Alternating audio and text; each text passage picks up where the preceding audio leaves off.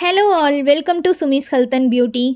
Thyroid என்பது கழுத்தின் நடுவில் அமைந்துள்ள ஒரு சிறிய பட்டாம்பூச்சி வடிவிலான சுரப்பி.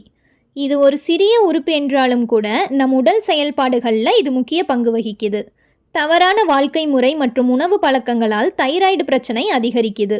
தைராய்டு பிரச்சனை உடல் பருமன், கருவளம் பாதித்தல் உள்ளிட்ட ஏராளமான பிரச்சனைக்கு காரணமாக இருக்குது.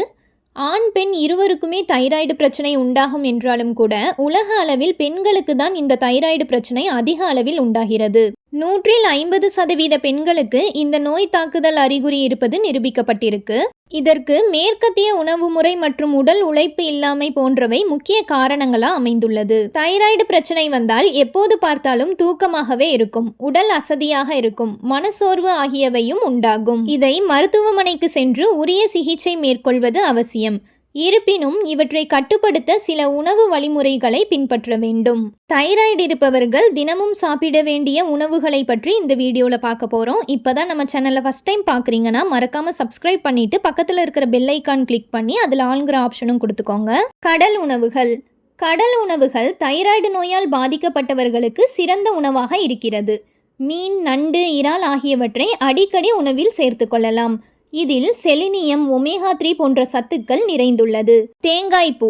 மலிவான விலையில் கிடைக்கக்கூடிய இந்த தேங்காய்ப்பூ தைராய்டு பிரச்சனை உள்ளவர்களுக்கு ஒரு வரப்பிரசாதம் என்று கூட சொல்லலாம்.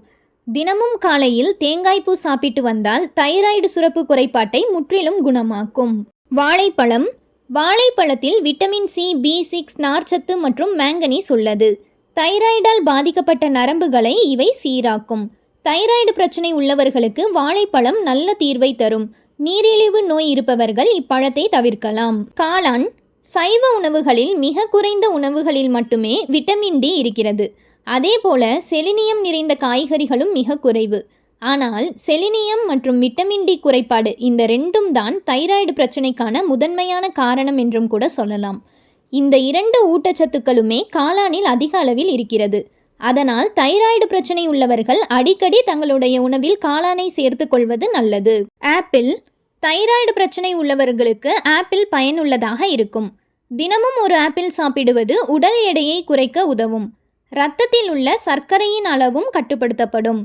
ஆப்பிளை உட்கொள்வது உடலில் உள்ள நச்சுத்தன்மையை வெளியேறுவதன் காரணமாக தைராய்டு சுரப்பி சரியாக செயல்பட முடியும் என ஆய்வுகள் தெரிவிக்கின்றன. கொள்ளுப்பருப்பு. இதில் புரதம், இரும்பு, துத்தநாகம் ஆகிய சத்துக்கள் நிறைந்துள்ளது. இதனை தொடர்ந்து சாப்பிட்டு வந்தால் தைராய்டு சுரப்பிகள் கட்டுப்படுத்தப்படும். எனவே வாரத்திற்கு 2 முறையாவது கொள்ளு ரசம், கொள்ளு பருப்பு அல்லது சூப் செய்து சாப்பிடலாம். பசலைக்கீரை.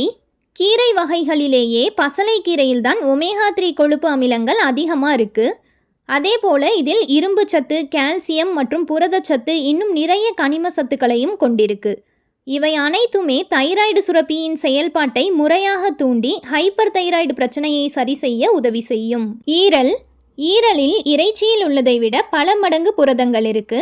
அதே சமயம் இதை வாரத்தில் ஒரு முறை தான் எடுத்துக்கொள்ள வேண்டும். அதிகமாக எடுத்து புரதம் அதிகமானால் அதுவே சிக்கலாகிவிடும். தைராய்டு சுரப்பை முறைப்படுத்தி ஹைப்பர் தைராய்டு பிரச்சனையை சரி செய்ய ஈரல் உதவி செய்யும். முட்டை. முட்டை என்றாலே அது புரத மூலம் என்பது எல்லோருக்கும் தெரியும். அதனால் தைராய்டு பிரச்சனை உள்ளவர்கள் தினமும் ஒரு முட்டையாவது தங்களுடைய உணவில் சேர்த்து கொள்வது நல்லது. நெல்லிக்காய்.